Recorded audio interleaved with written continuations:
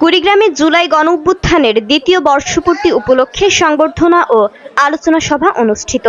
জুলাই গণঅভ্যুত্থানের দ্বিতীয় বর্ষপূর্তি উপলক্ষে কুড়িগ্রাম জেলা প্রশাসনের উদ্যোগে সংবর্ধনা অনুষ্ঠান ও আলোচনা সভা অনুষ্ঠিত হয়েছে।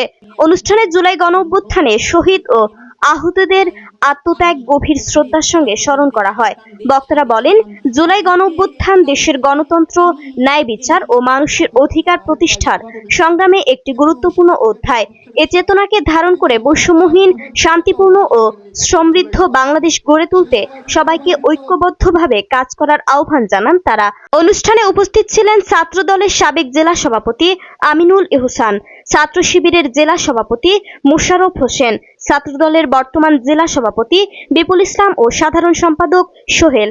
এছাড়াও উপস্থিত ছিলেন জেলা বিএনপির আহ্বায়ক মোস্তাফিজুর রহমান মোস্তাক, জেলা বিএনপির সভাপতি আজিজুর রহমান স্বপন এবং কুড়িগ্রামের জেলা প্রশাসক অন্নপূর্ণা দেবনাথ সহ বিভিন্ন রাজনৈতিক, সামাজিক ও প্রশাসনের ঊর্ধ্বতন কর্মকর্তা।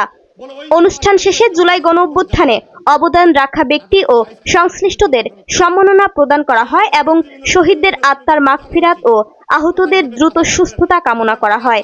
Jannatul jasmine, news desk, ATV Bangladesh.